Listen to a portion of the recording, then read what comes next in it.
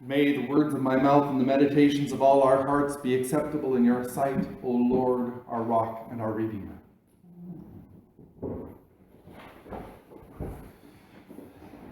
Now, I was going to go over there and preach from there, not because I need a piece of paper in front of me, but because I was going to preach on other than this gospel. But instead, I'm just going to give you a little bit of information about the reading, our Old Testament reading, and then preach on this. David, dancing with all his might before the Lord, wearing an ephod, and Michal, the daughter of Saul, despised him. These are things which mean almost nothing to us, except that David is dancing and there's all kinds of clashy noises because it's with cymbals and things like that, and castanets. But what is an ephod? Does anybody know what an ephod is? It's a strange little bit of religious garb. It's an apron, a small one, that comes down your front and goes down just about to here. And that's all he was wearing. It doesn't cover your back at all. So he was essentially dancing naked. And Michal, the daughter of Saul, was looking out the window and despised him. Well, did she despise him because he was dancing naked?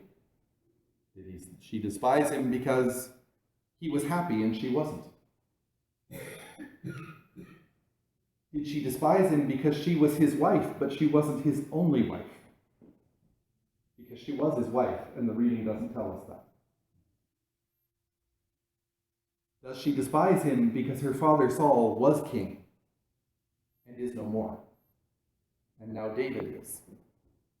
And because David is king, she has become his wife. There are lots of possibilities to why Michal despises David. And we're left to wonder. But that reading, without a bit of that background, doesn't actually give us the information we need to know what is it we're wondering about. So I'm not going to tell you why Michal despised him. It doesn't say.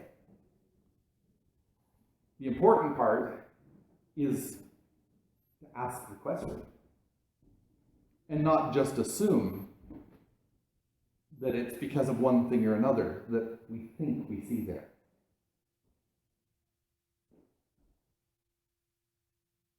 As with every reading in the Bible, there are lots of possibilities to what it could mean, what it could have meant then, and what it can mean now. And it can mean very different things for different people.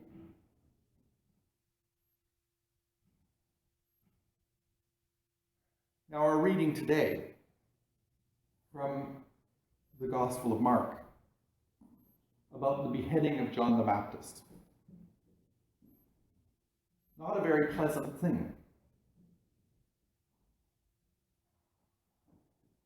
But it's important to understand why it happened.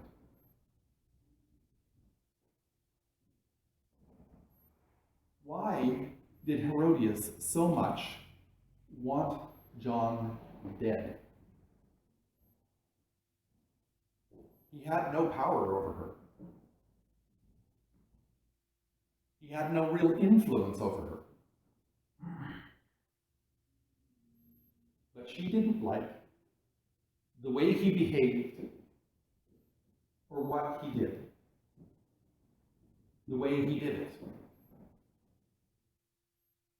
She didn't like that her husband listened to him, even if he didn't understand. Because Herod's quite clear. He likes to listen to John, but he really didn't get it. Herodias wanted things her way or no way. And this is something that we get in the church over and over again. And it's something we really have to avoid. What was the effect of John the Baptist being beheaded? Did it actually accomplish what Herodias wanted, to get rid of him? No. It actually made things much worse.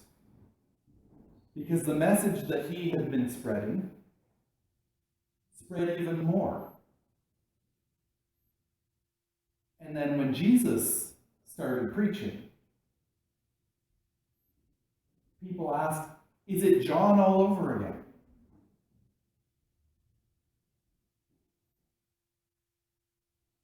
When we go out into the world, we go as people of the good news, people of the gospel.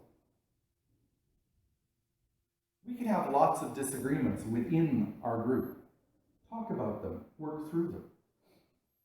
But when we go out there, it's the gospel we need to be spreading. Every little bit that we spread of dissension just means that everything we do is that much harder.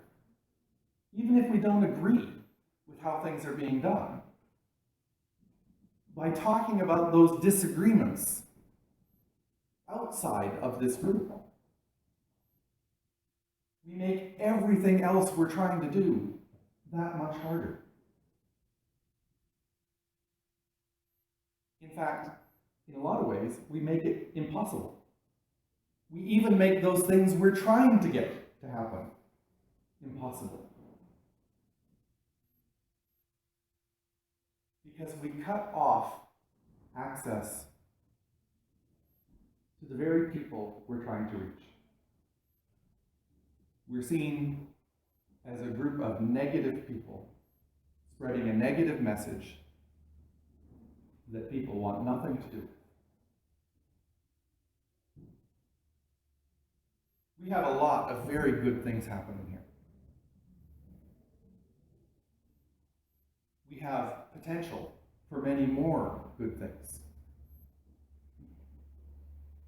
One thing that I find slightly disappointing is that when the board went out, we had instant 5 things, and there hasn't been another thing since. It may be that that's all that we need to focus on, and that's great. But it's a lot easier to think about what we need to focus on if there are more things to look at and say, well, maybe not so much, or yes, absolutely. I never thought of that.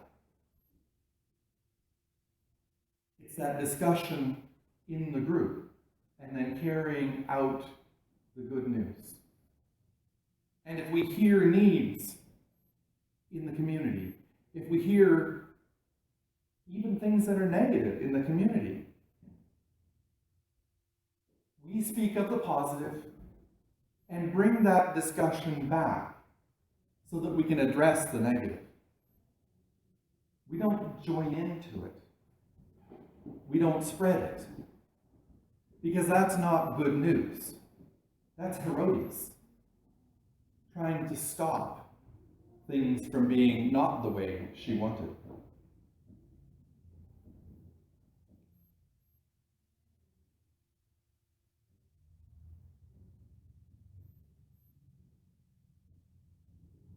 We have potential in this place of doing so much good. We have seen the need in the community and spoken of it, primarily around children. The need to reach out to these children who have so little, particularly in the summer. We have ways of doing that, and we're doing them. And we're focusing on that. And that's very good. There are other things that we need to be doing and that we can be doing alongside. And we need to talk about those and make sure they happen. But the most important thing that we can do for God and for this place is make sure that The only thing we carry out of this door is good news. And with God's help, we will be strengthened and given additional tools and given what we need to see to God's mission, not our mission, but God's mission in this community.